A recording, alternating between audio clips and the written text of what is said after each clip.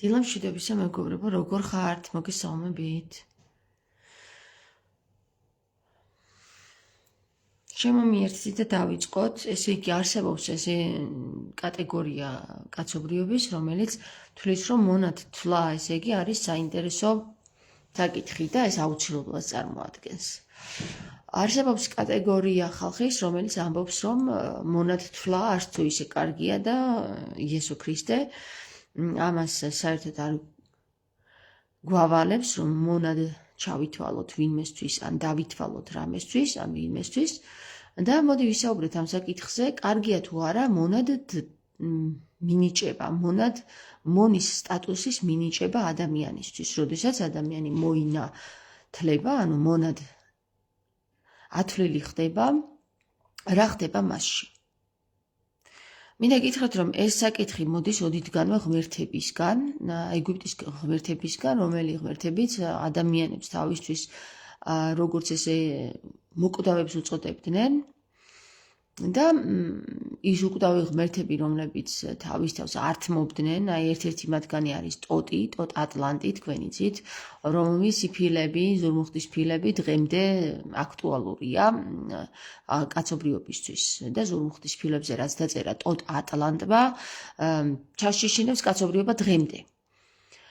ერთ-ერთი ღმერთი იყო ასეთი ტოტ ატლანტი, რომელიც ადამიანებს მეთვალყურეობდა, იმონებდა თუ არა ეს სხვა საკითხია, სავარაუდოდ ეს სიტყვა მონად თვლული არის წარმოსული სწორედ ამ ღმერთების მიერ, რომლებიც გადაწყვიტეს, რომ თავიანთი იმ პლანეტის გადასარჩენად, რომელ პლანეტიდანაც წამოვიდნენ და დედამიწაზე ჩამოვიდნენ, ოქრო იყო საჭირო და როდესაც ამ ოქროს მოაგროვებდნენ დედამიწაზე, ხომ? ავიდოდნენ შემდეგ იმ პლანეტაზე და პლანეტა ნიბირუზე, ამ ოქროს დაფქვიდნენ და გააფრქვევდნენ ჰაერში, რამე თუ თავიანთი პლანეტა ჯერ კიდევ შეენარჩუნებინათ სხვადასხვა ზეგავლენებისგან, როგორიც იყო დნობისგან მაგალითად, ხო? როგორც ჩანს, დედამიწა იყო ისეთი ადგილი, სადაც ეს ოქრო მოიპოვებოდა და ამ ოქროზე დახამებული ეს ღმერთები ქმნიან ადამიანებს, რომ ადამიანებმა მათთვის იმუშაონ, 6 დღე იმუშაონ და მე-7 დღეს უკვე ჩაუთვალონ, რამდენი ოქრო გამოიმუშავეს. ან შარბათზე გადავიდნენ. შარბათი არის გამომუშავებულის დათვლა ებრეულ ენაზე. ივრითულ ენაზე. ამიტომ მეგობრებო, გამომუშავებულის დათვლა მიდიოდა ყოველ მე-7 დღეს და ამას ეწოდებოდა შარბათი. ხო, ღმერთმა ხო თქვა, რომ ერთი დღე მე მომიძღვენითო? არა, მეგობრებო, ერთი დღე მე კი არ მომიძღვენითო, ეგ კი არ თქვა ღმერთმა ის თქვა, რომ 6 დღე იმუშავეთ ჩემთვისო და მე-6 დღეს გადამითვალეთ, რამდენი მიიმუშავეთ ჩემთვისო, მომიძღვენით მეო, გესმის? ამიტომ მომიძღვენითო, ის ნამუშევარიო. გამოფხიზლდით ხალხო. და როდესაც ღმერთმა დაინახა, რომ რამდენიმე საზოგადოების ადამიანების, ანუ მოკვდავთა ჯგუფები გონს მოდიან, დააწესა ასეთი საკითხი, რომ უნდა ყოფილიყო მონად ათვლა. ანუ შენ თუ არ მოინათლებოდი, მონათვლაში ითვლებოდა ესეთი რამ, უნდა მოგეჭრათ მებზე თმა 3 ადგილიდან, საანთელი უნდა, ანუ ცეცხლისა და წყლის სტიქია უნდა გაგიაქტიურებინა და აი ეს თმა, რომელსაც მოიჭრიდი, უნდა მიგეცა მისთვის და ღმერთები, რისი ღმერთები იყვნენ, როდესაც შენი თმის ნაწილი ქონდათ, რასაც უნდა იმას უწევდნენ იმ პიროვნებას, ანუ ჩხიბაობდნენ, ჯადოქრობდნენ. მათ ეს კარგად იცოდნენ ეს წესები, კანონები და ადამიანებს რამდენიმე ანქელიოსმა, ანუ ანუნაკმა გადაწყვიტა, რომ ადამიანების ქალებისთვისაც გაენდო ეს და მერე დასაჯა ღმერთმა, რომ როგორ გააკეთეთ ეგო. ჯერ ჩვენ არ ვიცით, რას ნიშნავს ეგ საკითხია ბოლომდეო და ადამიანებს მიანდეთო, იმიტომ რომ ადამიანი უფრო გონიერი აღმოჩნდა მათზე, როგორც ჩანს რა, როგორც ჩანს.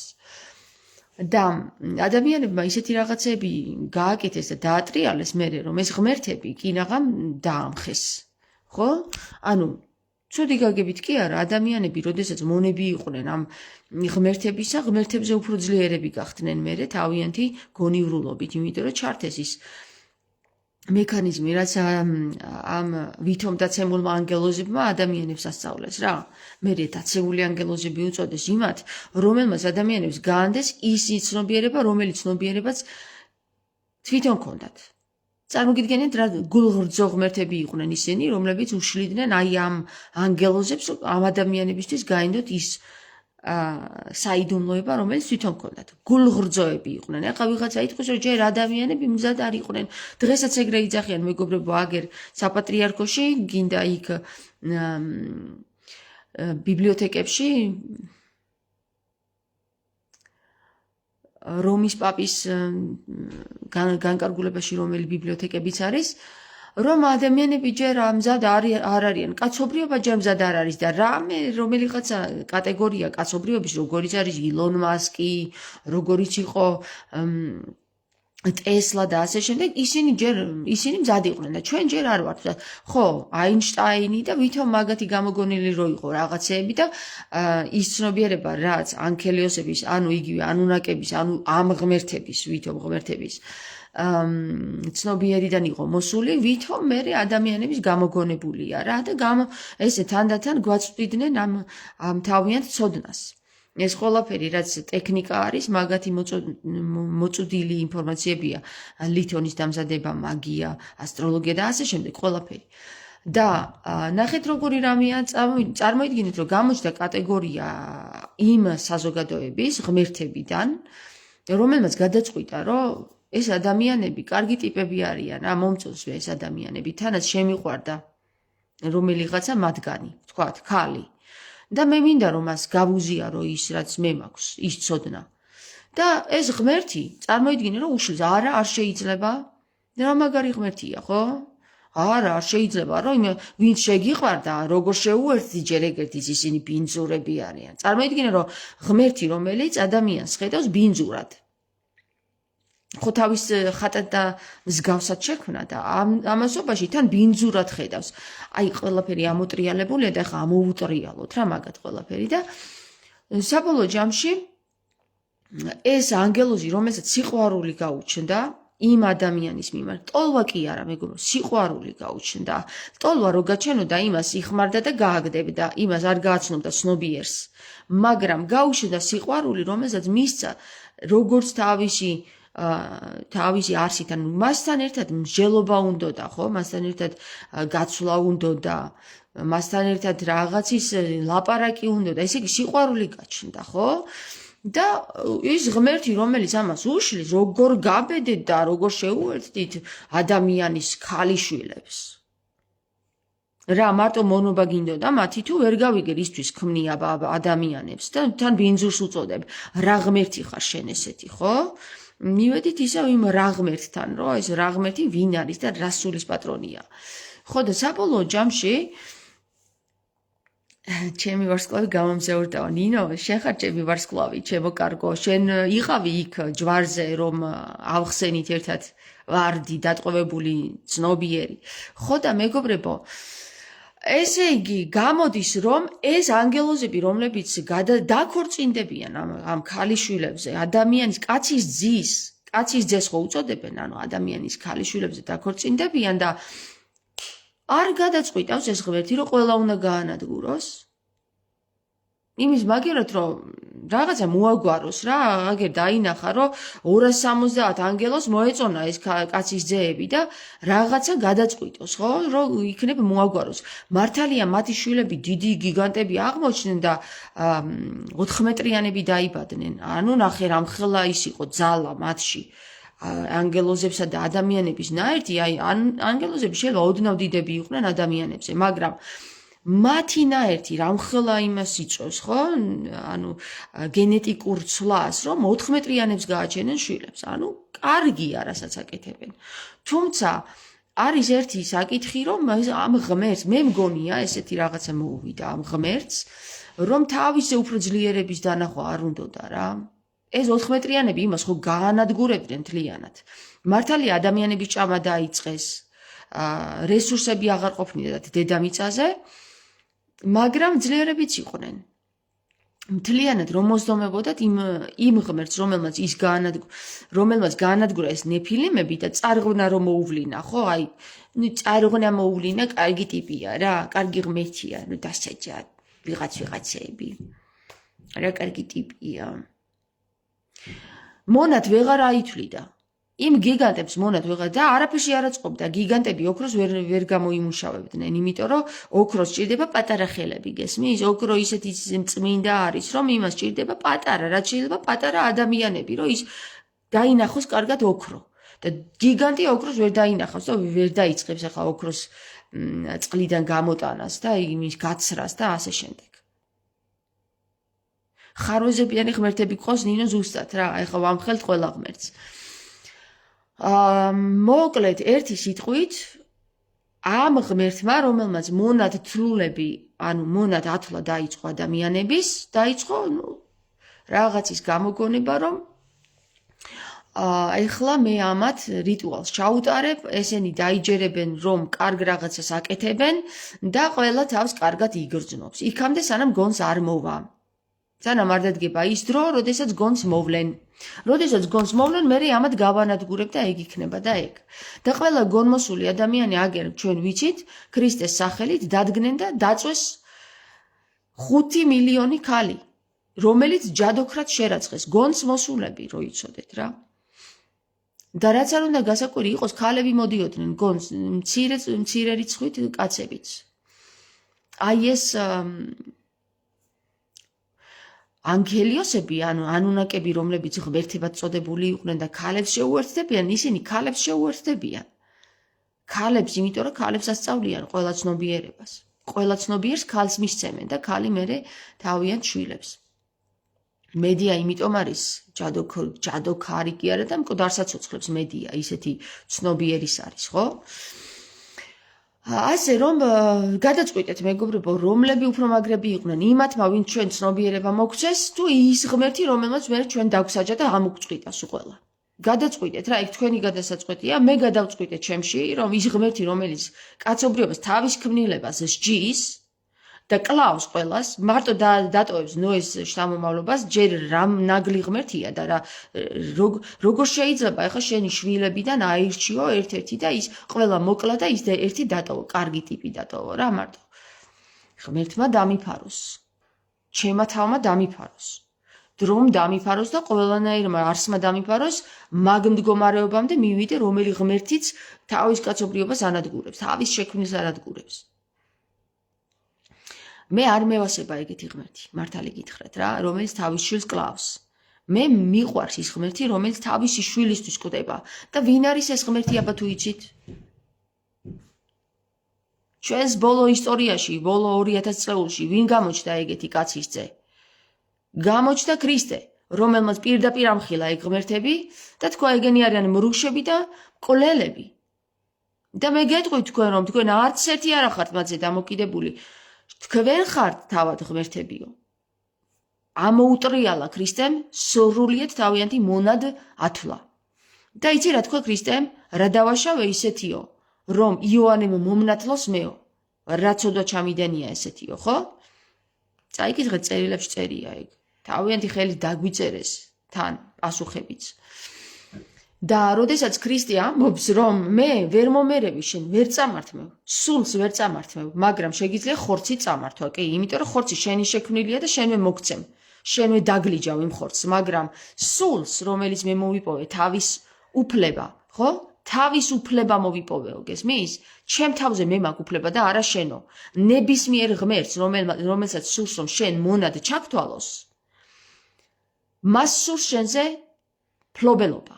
მაგრამ ქრისტემ პირდაპირ სახეში ათხლიშა და აჯახა, რომ შენ მე თავის უფლებას ვერ წამართმევ. შენ ხარ მრუში და მკვლელი, აი მე კი ღმერთი ვარო რა. იმიტომ ვარ ღმერთიო, რომ თავის უფალი ვარო.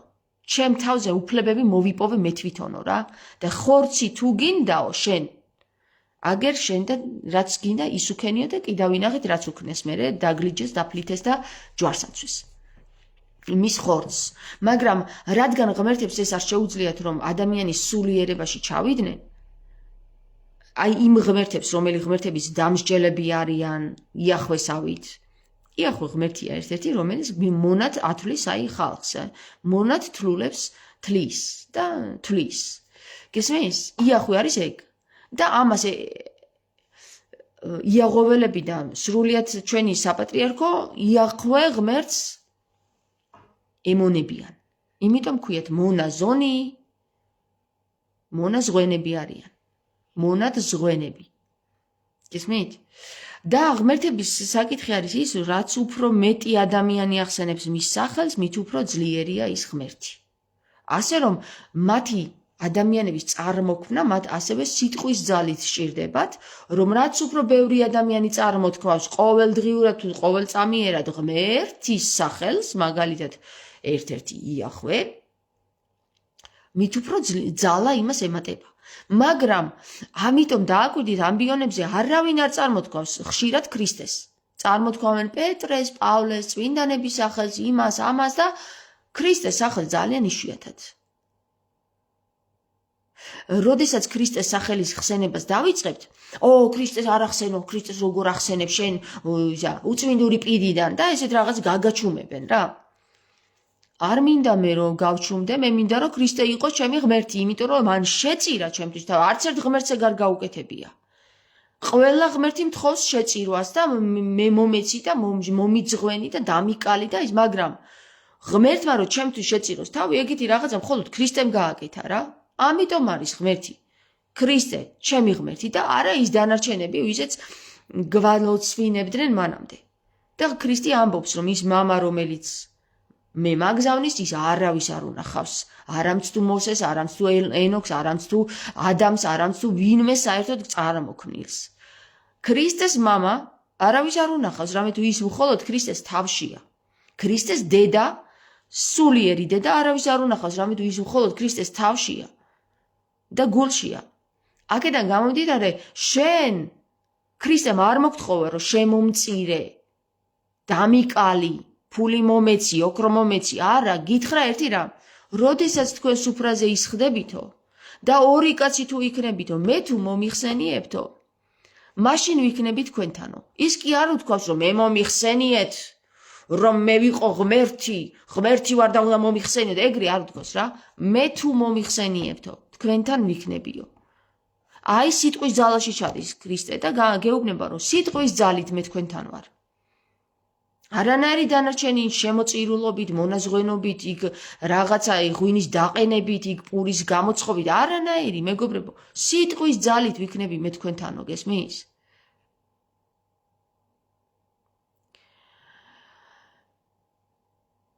ამიტომ არის ქრისტე ჩემი ღმერთი.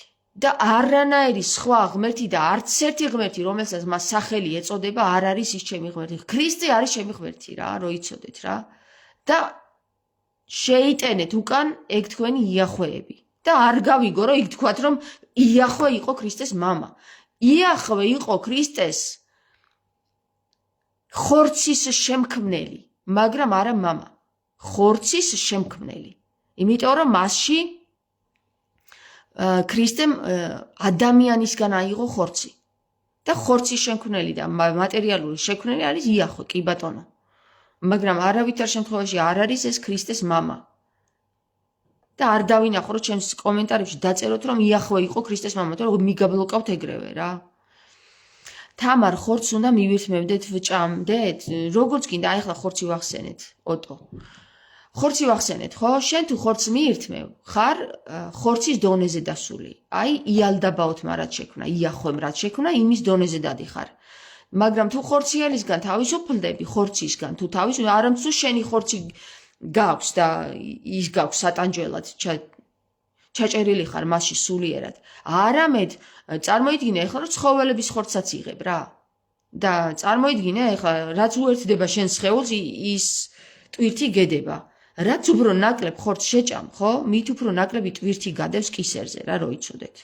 კისერზე, იმიტომ რომ კისერი ხორციელია. გესმით? და კისერი რო ხორციელია, კისერი რატო არის ნახსენები ქართულ ენაში? იმიტომ რომ მთელი სხეული არის გადის კისერზე. და როდესაც მთელი სხეული დამძიმებულია, კისერი მოღუნული გაქვს, გესმის? აი როგორც ილია მეორეს მიწაში ჩააყოფინა თავი მაგისმა კისერმა. ხორციელით იყო დაკავებული და მაგითო.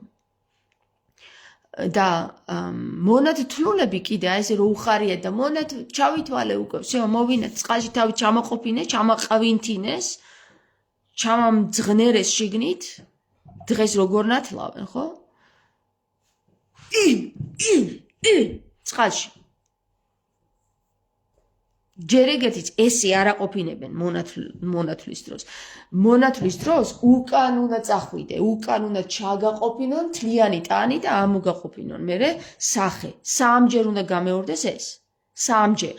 და არა თავი ჩააყოფინო, ჩააყავინთინო, ამოაყვინთინო, მერე ჩააყავინთინო სახით. ეგ ვის გაუგია, რომელ ღმერთს ემსახურებით ხალხო? არ ვიცი რა, მაგარი აჯაფსანდალი გაქვთ და რაც ჩადის ის არ გასწუნებს, რაც ამოდის ის არის მასწავლებელი. ეგეც თქვა კი, ნინო, ეგეც თქვა, მაგრამ ფიზიკურ დონეზე თუ მსჯელობთ ჩვენ, ფიზიკურ დონეზე, მაშინ ფიზიკურ დონეზე რაც უფრო ხორცისგან თავისუფალი ხარ, მით უფრო გენეტიკა არის გაწმენდილი.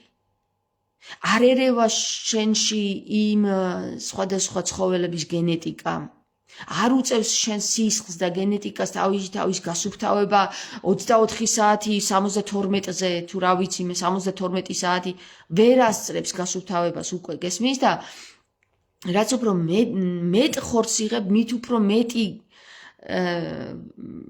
დატვირთვა აქვს იმიტომ რომ სისხლით გაწმენდას ვერ ასწრებს სისხლით თუ გაწმენდას ვერ ასწრებს ხო სულიერი ინფორმაციები არ გეხსნება სულიერი ინფორმაციები გეხსნება იმ შემთხვევაში თუ სისხლი დაწყნარებულია და არ უწევს იქ ბრძოლა რომ აი ამ გენეტიკას შეებრძოლოს იქ ის გაასწოროს იქ ის შემოსული ცხოველის ღორის ძროხის თუ ქათმის გენეტიკა ასუფთავოს გესმის შენში და საბოლოო ჯამში რაც უფრო მეტ ხორცს ჭამს სისხლი დაკავებულია იმით რომ ასუფთავოს ეს ფიზიკური და სულიერში ვეღარ გაწოდის ინფორმაციას სულიერში რომ მოგაწოდოს ინფორმაცია იმის სისხლს ჭირდება სიმშვიდე რომ არ იბრძოლოს, ბრძოლა არ კონდეს იქ და თავი ჰარმონიაში იყოს გამართული და წმენდეს მხოლოდ თავის მონაცემ ფიზიკურს, რაც დედის მოცლიდან აიღო.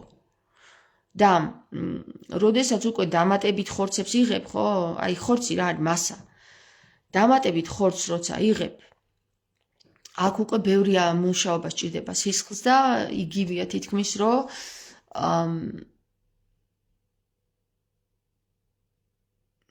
მრუშობასთან იგივეა რა, თითქოს იმრუშო. იმიტომ რომ როდესაც შენ სხვა კაცთან წვები, მისი გენეტიკა შემოდის ავტომატურად და შენ სისხლს უწევს ამისი გასუფთავება 7 წლის მანძილზე. 7 წელი ამას ეჩალიჩება, რომ ის ახალი შემოსული გენეტიკა გაწმინდოს. წარმოგიდგენია და ეხლა რაც უფრო აი ესე რატო არის მრუშობა არასასურველი, იმიტომ რომ ვერ იწმინდები სულთან კავშირს გაცლის რა. ამის საშუალებას გაცლის. ხო, ეხლა რაც შეეხება ის, რომ ხორცის წარმოქმნა, ანუ შვილის გაჩენა. როდესაც შენ სხეულში წარმოიქმნება ახალი ხორცი, თავისთავად იწმინდება მთელი სხეული. ამიტომ არის კარგი ორსულობა და ბავშვის გაჩენა. იმიტომ რომ როდესაც ის ენერგია, რომელმაც უკვე შენში ადგილი იპოვა, ანუ რაღაცნაირად მოახერხა და დაიწყო განხორციელება, განი, ხო იცით რა არის განზე, გაიხედეთ განზე, გადეკით განზე, განის ხორციელება რომ დაიწყო უკვე შენში პროცესმა.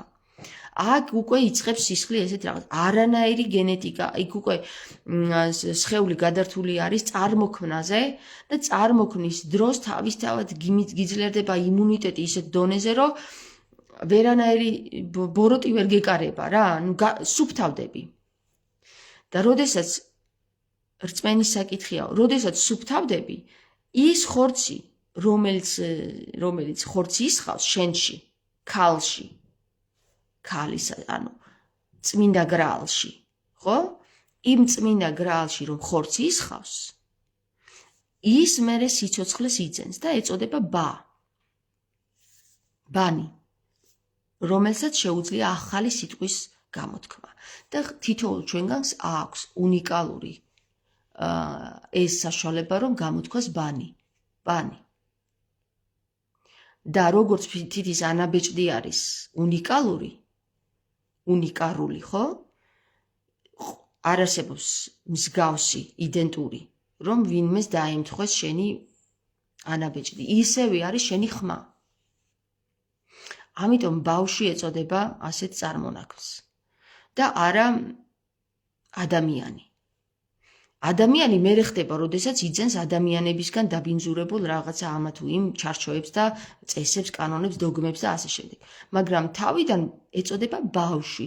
რატო გვეუბნება ქრისტე, რომ ბავშვებისგან ისწავლეთო? იმიტომ რომ ბავშვი სუფთაა, ჯერ არ არის ჩარჩოში მოჩარჩოებული რა, ჩასმული არ არის. ის სუფთაა, მოაქვს ახალი სიტყვა, ახალი ჟღერა, ახალი ყველაფერი და იმისგან უნდა აიღო შენ. იმიტომ შენ დაგავიწყეს, შენ მოგდრიკეს, შენ ჩარჩოში ჩაქსვეს, დოგმებით დაგადეს თავზე, დაგტვირთეს და ბავშვი ჯერ არა. და თუ კი შენ გაიხსენებ იმის მდგომარეობას, შენ შეიძლება გამოხვიდე ამ ჩარჩოებიდან. იყავით ვითარცა ბავშვით თუ არ ხარ. გასუფთავებული თუ არ ხარ, არ მიგიღებენ სასუფეველში. სასუფეველი იქ არ არის, შენშია. შენ თავში შეგიძლია მხოლოდ ჩასვლა, როდესაც ხარ გასუფთავებული ბავშვივით. შეგიძლია გამოთქვა, არ აკრეფილი, ესე იგი მასკები და გრიმები და არ თამაშობ, რაც გაქვს გულზე სათქმელი იმას ამბობ, გესმით? რაც შენშია ის გამოგაკ, იქ არ იმალები, არ გადათქვავ იმის გამო, რომ აი მერე ვიღაცა რაღაცას იტყვის, არ იდრიკები, გესმით? არავისთვის. არ იდრიკები, იმიტომ რომ გიყვარს შენი შინაგანი, როგორიც მოგცა ეს განგება დედის ხორცმა, სულმა, რითაც აღდექი დედის მუცლიდან რომ აიღე ხორცი. ეს გიყვარს და ამას პატივს ცემ და ვიღაცების გამო არ მალავ იქ შენ ტკივილს, თუნდაც სიყვარულს. სიყვარულის რამხელა დამალვა მიდის, იცით დღეს მეგობრებო, ადამიანს რო უყვარს, იმდენად თავის თავს არ უტყდება, ეშინია ამ გრძნობის. იმიტომ ეშინია, რომ გონია, რომ დააზიანებენ, წაართმევენ. და არ გამოთქვავს ამას ხმამაღლა. აი როგორც სიყვარულსა მალვა უნდაო, ხო? ჩვენმა მგოსანმა არ უნდა მალვა, მეგობრებო, არ უნდა მალვა, უნდა გამოთქვა. თუ არ გამოთქვი, იმ სიყვარულს ძალა არ ეძლევა. ძალაში ვერ შედის ის სიყვარული. რატომ არის თინათინი რო იბარებს და პირდაპირ ეტყვის, რომ ვიციო, რომ გამიჯნურებული ხარ ჩემშიო და გააკეთეო საქმეო რა. ამოათქმევინე ბოლოს და ბოლოს იმ ტარიას რა სჭირსო. და ტარიას რა სჭირს, სიყვარულით არის შეპყრობილი და ვერ გამოთქვავს ტიპი რა. და საბოლოო ჯამში უნდა ამოაღებინოს ავთანდილმა ენა, რომ გამოთქვას და ძალაში მოიყვანოს, სისრულეში მოიყვანოს ამ სამყაროში ის სიტყვა, სიყვარული. სიყვარული რატო გადაარჩენს? მეხუთე ელემენტი რატო არის და რატო მაინც ყველა ფილმში მაგაზია გამახვილებული ყურადღება, რომ სიყვარული გადაარჩენს ბოლოს ყველაფერს. მეხუთე ელემენტში სიყვარული რატო გადაარჩენს? რატო მაინც კოცნა?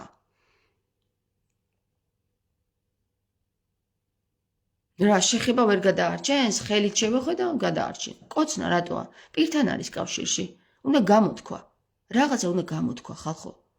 თუ არ გამოთქვი, განგრევს შინაგანად და რა ვიცი, აგერ მონათლულებით აავსეს მთელი საქართველო და მონაზღვენებით.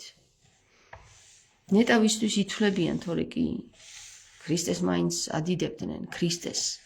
მაგრამ ქრისტესაც რო არ ადიდებენ, პარაკლისები და წირვები ტარდება, აბა წაიკითხეთ, ვისი წირვა არის დღეს. ყოველკვირეულად ვისი წირვა ტარდება, ძირითადად იოანესი, ვიღაცა იოანესი. რა შემჭირდება მე იოანე, კაცო, ქრისტე ვახსენოთ, ხო? ქრისტეს ჩაუტაროთ პარაკლისები და ქრისტეს ჩაუტაროთ წირვები. და რატო იოანე ნათლისმცემლის წირვა, იქ იმის წირვა, იქ პავლეს წირვა, რა შემჭირდება ეს პავლეს და იმების გაცოცხლება მე არ მინდა. მე მინდა იესო ქრისტეს გაცოცხლება. ხო და ჩაატარონ წირვები იესო ქრისტეს სახელზე. არ უნდაო იმას გაცოცხლება ის ამაღლდაო იტყვიან მერე. აი საიდან მოიტანეს და დაგიდეს ცხვირწინ ამაღლება, რომ იმაზე არ მოითხოვო წირვები. მოდით გონს, მოდით. ქრისტე ამაღლდა სიტყვაში. აგერ ჩვენ ქრისტეს ვახსენებთ, იესოს ვახსენებთ, ის უკვე ამაღლებულია. აი იქ დგას და იქ არის ცოცხალი. არსაც სხვაგან იქ ცაში და არის სადღაც პლანეტებზე არ ასულა ის. თავის თავში ხო თქვა ქრისტემ რომ სასუფეველი თქვენშიაო და გარეთ ნუ დაუწყებთ ცაზე ძებნასო, ხო? ხო და ცაში რატო ამაღლდებოდა? კაცო თავის თავში ამაღლდებოდა, ხო? ამიტომ როდესაც უკვე ის ეცხადება თავის მოწაფეებს, ეცხადება ცნობიერად, რომ სიტყვის ძალით ისინი იხსენებენ იესოს სიტყვებს და აჰა ეფექტები აქვს, აჰა მომენტები აქვს, რომ ეს თქვა მაშინ და ვერ გავიგეთ და ეხლა გავიგეთ. აი იქ გაცოცხლა ქრისტე.